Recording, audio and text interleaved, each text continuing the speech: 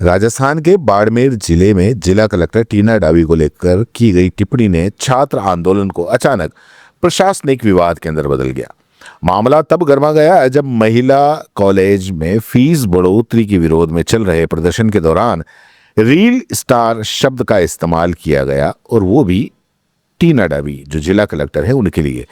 दरअसल बाड़मेर के मुल्तान मल भीमचंद छाजेड़ महिला कॉलेज में फीस वृद्धि के खिलाफ छात्राएं लंबे समय से नाराज थी, विरोध कर रही थी, और इसी दौरान एक विरोध प्रदर्शन में अखिल भारतीय विद्यार्थी परिषद के 2 छात्र नेता भी शामिल हुए। नारेबाजी के दौरान कलेक्टर को लेकर रील स्टार शब्द बोले जाने के बाद हालात अचानक बदल गए।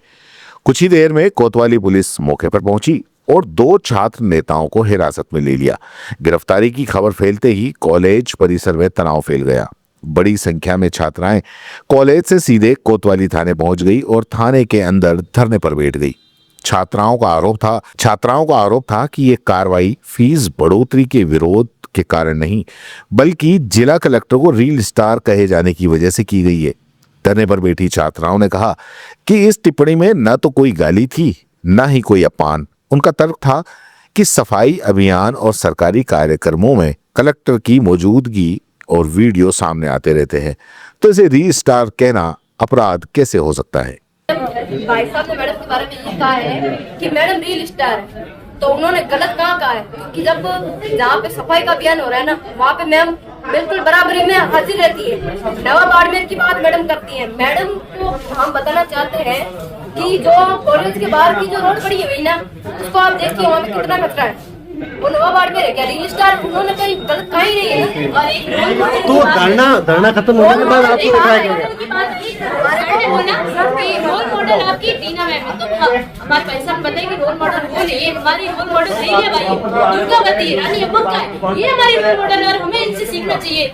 वो हमारी रोल मॉडल नहीं, बस इतनी सी बात है। हालांकि जिला प्रशासन ने इन आरोपों को सिरे से खारिज किया। कलेक्टर टीना डावी के जो मीडिया के अंदर बयान आए, उस बातचीत में उन्होंने स्पष्ट किया कि पूरे मामले को गलत तरीके से पेश किया गया है। उनके मुताबिक प्रदर्शन के दौरान अधिकारियों के साथ में बदसलूकी की गई और कानून व्यवस्था बनाए रखने के लिए एहतियातन हिरासत के अंदर लिया गया था। उन्होंने ये भी साफ किया कि न तो किसी तरह का मुकदमा दर्ज किया गया और न ही कोई कार्रवाई की गई किसी टिप्पणी के आधार पर।